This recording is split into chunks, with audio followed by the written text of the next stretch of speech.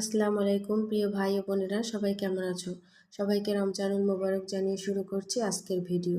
আশা করছি দেশ ও দেশের বাইরে, কাছে বা দূরে যে যেখান থেকে আজকের এই ভিডিওটি দেখছো বা দেখবা, তোমরা সবাই ভালো আছো। আল্লাহর অশেষ রহমতে আমিও কিন্তু বেশ ভালো আছি। দুপুরে রান্নাবান্না শেষে এই যে এখন 2টা বাজে, আমি দোতলায় চলে আসলাম।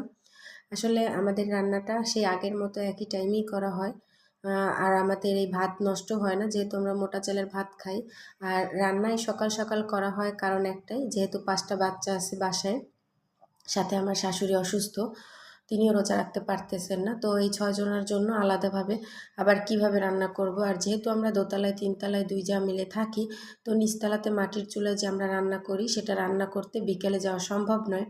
কারণ বিকেলে আমরা বাচ্চাদেরকে নিয়ে গুছিয়ে গুছিয়ে উঠতে উঠতে 4টা বেজে যায়। তারপর একটু আধা ঘন্টা রেস্ট নিয়ে নামাজ পড়ে আসরের, তারপর আবার কিন্তু আমরা ইফতারি জোগাড় করি। তো সেক্ষেত্রে বিকেলবেলা রান্না করাও সম্ভব নয়। আর যেহেতু মাটির চুলায় রান্নাটা হয়, তো নিচতলাতেই যেতে হবে। তো এই জন্য আমরা সকাল সকাল রান্না করে 2টার মধ্যে উপরে আসার চেষ্টা করি। তারপর খাবার দাবারগুলো আবার সন্ধ্যাবেলা একটু গরম করে ফুটিয়ে নিই, যাতে নষ্ট না হয়। আর রাতে সেহরির জন্য ভাত রান্না করে নিই উপরে রাইস কুকারে। তো এই তো দেখো, আমি নিচ থেকে উপরে এসে ভাবতেছিলাম যে এখনও হাতে যেহেতু সময় আছে, তো কিছু কাজ করে গুছিয়ে রাখি ইফতারের জন্য। যেমন যেগুলো ভিজিয়ে রাখার সেগুলো ভিজিয়ে রাখি, যেগুলো ধুয়ে রাখার সেগুলো ধুয়ে রাখি। এতে করে আমি শুধু আসরের নামাজটা পড়ে ধীরে সুস্থে এসে ইফতারি জোগাড় করলেই হবে। তো প্লিজ আপু এবং ভাইদের উদ্দেশ্যে বলতে চাই, যারা যারা আমার ভিডিওটা ক্লিক করেছো, তারা প্লিজ একটা লাইক দিয়ে ভিডিওটা পুরো দেখার চেষ্টা করবা। আশা করি আজকের ভিডিওটা তোমাদের কাছে ভালো লাগবে। আর আমার এই ধরনের লাইফস্টাইল ভিডিও যদি তোমাদের দেখতে ভালো লাগে, তাহলে আমার চ্যানেলটা সাবস্ক্রাইব করে আমার বন্ধু হয়ে পাশে থেকে যেতে পারো, যাতে করে আমি ভিডিও ছাড়া মাত্র তোমাদের কাছে নোটিফিকেশন পৌঁছে যায়। আর অবশ্যই বেল বাটনের অল অপশন প্রেস করে রাখবে। তো এই তো দেখো, আমি কিন্তু ক্ষীরা আর কি খোসা ছাড়িয়ে নিয়েছি, আলু খোসা ছাড়িয়ে নিয়েছি। এই ডিম আর আলু আমি প্রেশার কুকারে দিয়ে দিব, সেজন্য আমি গুছিয়ে নিচ্ছি। আসলে আমি চাইছি যে এখন যদি একটু গুছিয়ে রাখি, তাহলে মাগরিবের আজানের আধা ঘন্টা আগেই কিন্তু আমার ইফতারিটা জোগাড় করা হয়ে যাবে। আসলে আসরের নামাজ পড়ে এসে শুধু চপটা ভেজে নিব।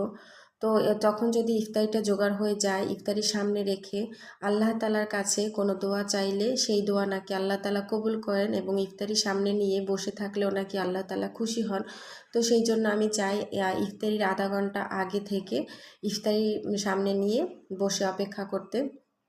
তো সেই জন্যই কিন্তু আমি সবসময় এরকমই করি, দুপুরে কিছু কাজ গুছিয়ে রাখি। তারপর আমি 4টা নাগাদ আধা ঘন্টা একটু রেস্ট নিয়ে আসরের নামাজ পড়ে এসে ধীরে সুস্থে চপগুলো বানাতে থাকি। তোমরা যদি কেউ চাও, তাহলে কিন্তু আমার কাজগুলো ফলো করতে পারো। যদি তোমাদের ভালো লাগে, এভাবে করলে কিন্তু কাজগুলো তাড়াতাড়ি হয়। যেহেতু সব কাজ আমাকে একা হাতেই করতে হবে, তো একটু সময় নিয়ে ধীরে সুস্থে করলেই ভালো হয়। তো এই যে দেখো, আমি কিন্তু এখন খেজুর ধুয়ে নিয়েছি, ভুসি তোকমা ভিজিয়ে নিয়েছি, তারপর চিড়া ধুয়ে ভিজিয়ে নিয়েছি, বেগুন কুটে ভিজিয়ে রেখেছি, খেজুরও ধুয়ে নিয়েছি। এখন আলু আর ডিম প্রেশার কুকারে সিদ্ধ হতে বসিয়ে দিয়ে আমি গোসলে যাব। এদিক থেকে ডাল বের করে নিয়েছি, সাথে একটু পেঁয়াজ কাঁচামরিচ দিয়ে নিয়েছি, বেসনের মধ্যে হলুদ নুন সব কিছু দিয়ে এখন একটু গুলিয়ে নিব। সব কিছু যদি আমি প্রসেস মতো গুছিয়ে রেখে তারপর অন্যান্য কাজগুলো করি, তাহলে কিন্তু আমার বেশি একটা সময় লাগবে না। তো আপু ভাইয়াদের উদ্দেশ্যে বলতে চাই, যারা যারা আমার চ্যানেলে নতুন নতুন বন্ধু হয়ে আসছো, তারা যদি আমার থেকে ব্যাক পেতে চাও, তাহলে তারা কিন্তু পোস্টে গিয়ে সুন্দর একটা কমেন্ট করে এসো যে আমরা তো আমার পরিবারে তোমরা এসেছো। আর এটা যদি আমি জানতে পারি, বুঝতে পারি, তাহলে তোমাদের পরিবারে আমার যেতে অনেক সুবিধা হবে, সেজন্যই বলছি। আর যারা যারা এটা ফেরত চাও না, ব্যাক পেতে চাও না সাবস্ক্রাইব করে, তো তাদের তো কিছু বলার নেই, তাদের জন্য আছে অনেক অনেক দোয়া এবং ভালোবাসা। যারা যারা ভিডিওটা ক্লিক করবা, তোমরা কিন্তু সবসময় ভিডিওটা পুরো দেখার চেষ্টা করবা, যেহেতু আমি কখনোই বড় ভিডিও বানাই না, তোমাদের সুবিধার্থে তোমরা যাতে দেখতে পারো। তো আমি কিন্তু আজকে একটু দেখতে দেখতে ভিডিওটা বড় হয়ে গেছে। তো ভাবলাম যে একদিনই তো ব্যাপার, আমার ভাই এবং বোনেরা একটু কষ্ট করে দেখে নিবে। তো প্লিজ তোমরা ভিডিওটা না টেনে পুরো দেখার চেষ্টা করো। আমি কিন্তু যেসব ভাই এবং আপুদের ভিডিওগুলো দেখি, তাদের ভিডিও সবসময় ফুল ওয়াচ করেই দেখি, 1 সেকেন্ডও বাদ রাখি না। তো আমি আশা করব সবাই আমার ভিডিওটা ফুল ওয়াচ করেই দেখবা। যেহেতু এখানে সাবস্ক্রাইবের তুলনায় ফুল ওয়াচ টাইমটা বেশি, সেহেতু সাবস্ক্রাইব পূরণ হয়ে গেলেও কিন্তু ওয়াচ টাইম পূরণ হতে অনেক সময় লাগে। সেজন্য আমরা যদি সবাই সবাইকে সাপোর্ট করি, ভালোবেসে বন্ধুত্বের হাত বাড়িয়ে দিই, সবাই এগিয়ে যাওয়া সম্ভব। আর আমরা যদি হিংসা করে রেষারেষি করে এগুলো না করি, তাহলে কিন্তু আমাদের প্রত্যেকেরই ক্ষতি হবে। আর কে মুখে বলে আর কে সেটা কাজে করে সেটা তো আর বোঝা সম্ভব নয়। তাই সেগুলো প্রত্যেকের যার যার দায়িত্ব নিজের উপর। তো আমি কিন্তু সব ভাই আপুদের ভিডিও আমি সবসময় ফুল ওয়াচ করেই দেখি।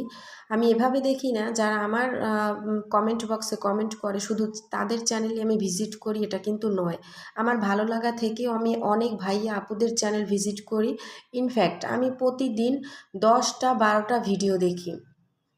আমি যখন দেখতে পারি না আমার প্রিয় আপু ভাইয়াদের ভিডিওগুলো, তখন আমি কি করি, ভিডিও অন করে রেখে দিয়ে তারপর আমি আমার কাজগুলো করে থাকি, যাতে করে আমার আপু ভাইয়াদের চ্যানেলের ফুল ওয়াচ হয়ে যায় এবং আমার চ্যানেলেরও কোনো ক্ষতি না হয়। এই যে দেখো আমার এতটুকু কিন্তু সয়াবিন তেল আছে, এদিক থেকে কিন্তু আমি আসরে নামাজ পড়ে এসে চপ ভাজতে শুরু করে দিয়েছি। মাঝখানে আমি জোহরে নামাজ পড়েছি, বাচ্চাদেরকে খাইয়ে দিয়েছি, ঘুম পাড়িয়ে দিয়েছি, নিজেও রেস্ট করে চলে এসেছি।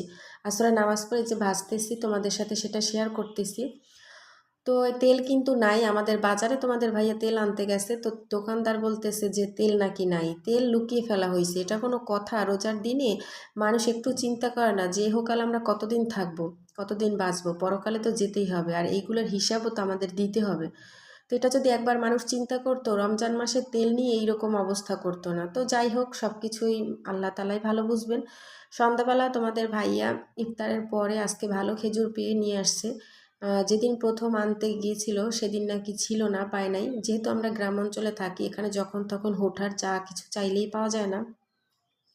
তো এই যে ভালো খেজুরগুলো পেয়ে তোমাদের ভাইয়া নিয়ে আসছে, আর অনেকগুলো বুরিন্দা নিয়ে আসছে। তো সেটা আমি এখন বক্স করে রেখে দিতেছি। তো তো সেটাও একটু তোমাদের সাথে শেয়ার করলাম।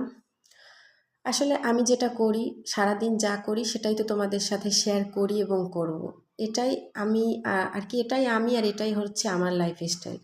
তো এটা দেখেই তোমরা অনেকে আমাকে অনেক ভালোবাসা দিয়েছো, অনেকে অনেক সুন্দর সুন্দর কমেন্ট করো, যেটা দেখে পড়ে আমি নতুন আরেকটা ভিডিও আর কি মেক করতে উৎসাহ পাই। তো আশা করব এভাবেই আমাকে ভালোবাসা তোমরা দিবে, তোমাকে আমি ভালোবাসা দিব তোমাদের। তো এভাবেই তোমাদের পাশে আমি থাকবো, তোমরা আমার পাশে থাকবে। এরপর দেখো আমি কিন্তু থালাবাটি সব কিছু ধুয়ে গুছিয়ে আসছি তোমাদের ভাইয়ের জন্য একটু ডাল রান্না করব। সে বলেছে এত খাবারের মধ্যে আমার একটু সেহরিতে ডাল হলে ভালো হয় গরম ভাতের সাথে। তো একটু ডাল রান্না করতেছি, একপাশে আমি একটু আটা সিদ্ধ করে নিয়েছি, যেহেতু আমার 2 ছেলে সকালে চা পরোটা ছাড়া কিছুই খাবে না। তো ওদের জন্য আর কি পরোটা বানিয়ে রাখবো 2 দিনের জন্য, যাতে করে আমি উঠে ওদেরকে ভেজে দিতে পারি। তো সেজন্য কিন্তু আমি ডালে এই যে বাগারটা দিয়ে নিচ্ছি। তারপর তোমরা দেখতে থাকো আর আমার কথাগুলো শুনতে থাকো। এদিক থেকে কিন্তু আমি রাইস কুকারে ভাতও বসিয়ে দিয়েছি, এখন বাজে কিন্তু রাত 9:30। আমরা খেতে খেতে গুছিয়ে উঠতে উঠতে ভাত হয়ে যাবে, তখন সব কিছু গুছিয়ে নিয়ে তারপর কিন্তু আমি বাচ্চাদেরকে নিয়ে একেবারে 11টার মধ্যেই শুতে চলে যাব। এই যে আমি পরোটাগুলো বেলে নিচ্ছি, এগুলো একটা প্লেটে করে রেখে দিব। 2 দিনের জন্য বানিয়েছি, অত বেশি দিনের জন্য আর কি ফ্রোজেন করব না। যেহেতু এখন সব কিছুই ফ্রিজে ঢুকিয়ে রাখতে রাখতে ফ্রিজের মধ্যে আমার একটা আঙুল ঢোকানোরও জায়গা নাই। তো আমি এই প্লেটটা যে রাখবো সেটাই অনেক কষ্ট করে রাখতে হবে। তো আজকের ভিডিও এই পর্যন্তই থাকবে, দেখা হবে নতুন কোনো ভিডিওতে। সেই পর্যন্ত সবাই ভালো থেকো, সুস্থ থেকো। আল্লাহ হাফেজ, আসসালামু আলাইকুম।